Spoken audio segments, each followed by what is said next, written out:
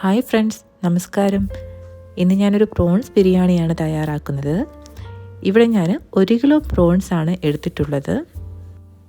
അതിനായി കഴുകി വൃത്തിയാക്കി വെച്ചിട്ടുള്ള പ്രോൺസിലേക്ക് 1/2 ടീസ്പൂൺ മഞ്ഞൾപ്പൊടി, 1/2 ടീസ്പൂൺ മുളക് പൊടി, 1/2 ടീസ്പൂൺ കുരുമുളക് പൊടി, ആവശ്യത്തിന് ഉപ്പ്, 1/4 ടീസ്പൂൺ പെരുംജീരകപ്പൊടി ഇവ ചേർത്ത് നന്നായി മിക്സ് ചെയ്യുക. ഒരു അരമണിക്കൂർ റെസ്റ്റ് ചെയ്യാൻ വെക്കുക. അതിനുശേഷം പ്രോൺസിനെ നമുക്ക് ഫ്രൈ ചെയ്ത് എടുക്കാം.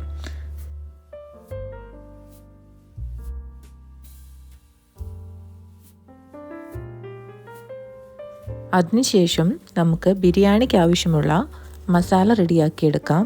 പാൻ വെച്ച് ആവശ്യത്തിന് എണ്ണ ഒഴിച്ച് 3 പീസ് ഗ്രാമ്പൂ, 2 പീസ് ഏലക്ക, 3 ചെറിയ പീസ് കറുവപ്പട്ട, 1 പീസ് തക്കോലം കൂടെ അരിഞ്ഞു വെച്ചിട്ടുള്ള സവാള ചേർത്ത് നന്നായി ഫ്രൈ ചെയ്തെടുക്കുക.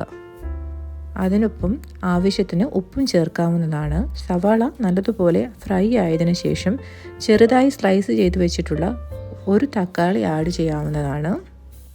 ഇവയെല്ലാം മൊത്തത്തിൽ ഫ്രൈ ആയി വരുമ്പോൾ ചതച്ച് വെച്ചിട്ടുള്ള ഇഞ്ചി, വെളുത്തുള്ളി, പച്ചമുളക് ഇവ ചേർത്ത് പച്ചമണം പോകുന്നതുവരെ ഇളക്കി യോജിപ്പിക്കുക.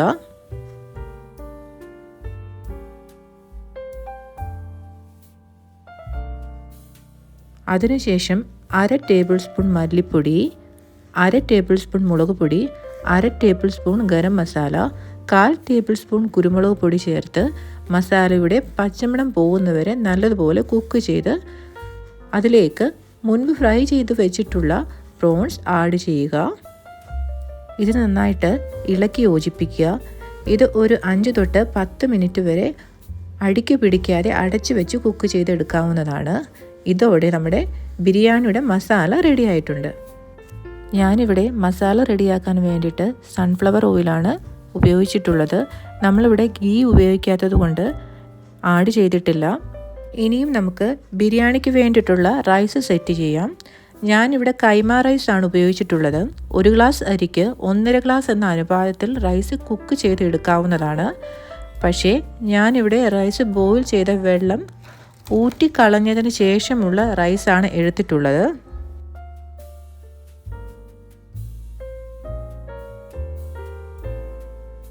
ഇനി നമുക്ക് ഫൈനലായിട്ട് ബിരിയാണിയെ ദം ചെയ്യാനായി ലെയർ സെറ്റ് ചെയ്യാം.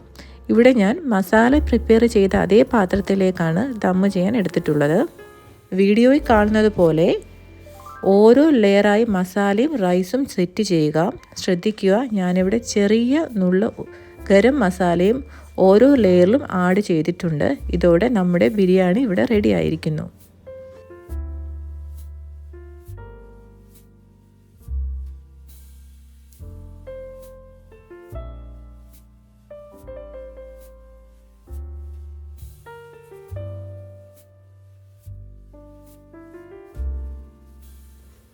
ഈ ഒരു ബിരിയാണി തീർച്ചയായിട്ടും എല്ലാവരും ട്രൈ ചെയ്ത് നോക്കണം.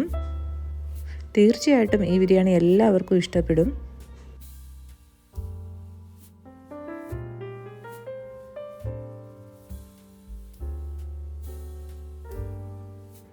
എല്ലാവർക്കും എൻ്റെ വീഡിയോസ് ഇഷ്ടമായെന്ന് വിശ്വസിക്കുന്നു. ദയവായി എൻ്റെ ചാനൽ സബ്സ്ക്രൈബ് ചെയ്യാനും വീഡിയോസ് ലൈക്ക് ചെയ്ത് കമൻറ്റ് ചെയ്യാനും മറക്കല്ല. പുതിയ വീഡിയോസുമായി വീണ്ടും കാണുന്നവരെ ബൈ.